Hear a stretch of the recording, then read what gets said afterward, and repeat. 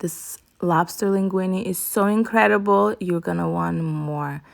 This is what you need. Little lobster tails. You can get the large ones too and cut them linguine. Some extra virgin olive oil, Parmesan cheese, salt and pepper as usual. You need some fresh basil and tomato, any tomato you want because you're going to puree it anyway. And of course, onion and garlic. You're welcome to eliminate the onion. I just love the chunks of onion. For the lobster, you can either take the shells off, or you can do half with the shell, half without the shell. You see, I'm cutting the shells off from some of them. I'm gonna take it out, and some of them I'm leaving whole.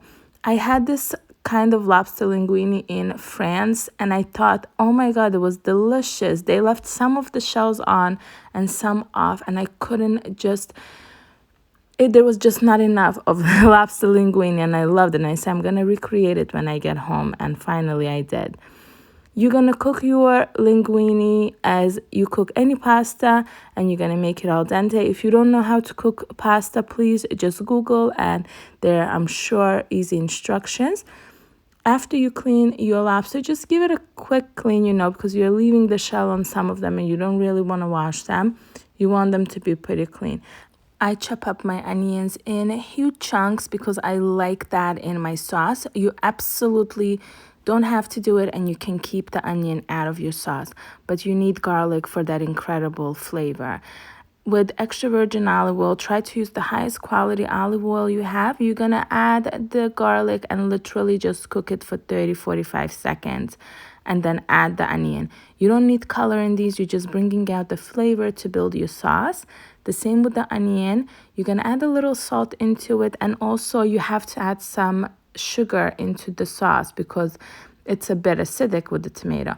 Now, I am going to cook the lobster about 1 minute on both sides. So about 30 seconds on each side, just to take out the flavor of them and put it into the sauce. And then I'm going to remove the lobster. See, I'm just going to turn them around in this flavorful oil because I want them to absorb a little bit of that flavor and also release their own lobster flavor into my sauce.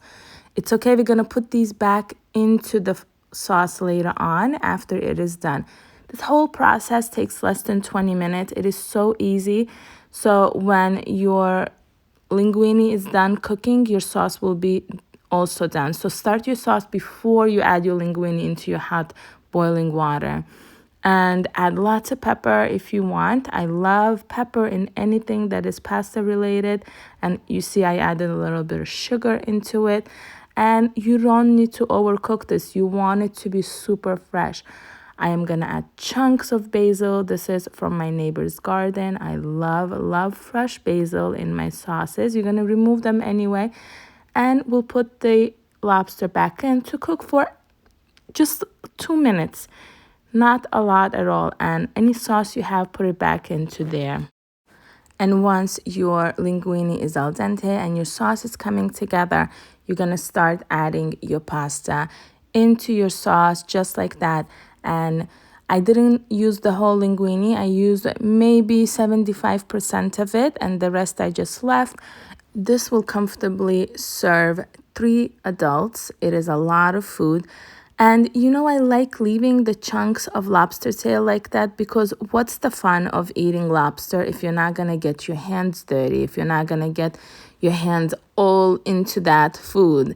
I mean, I don't see a purpose of that. So if you don't want to, of course, you can chop up your lobster before you cook it if you want it to be a very, very, sophisticated dinner.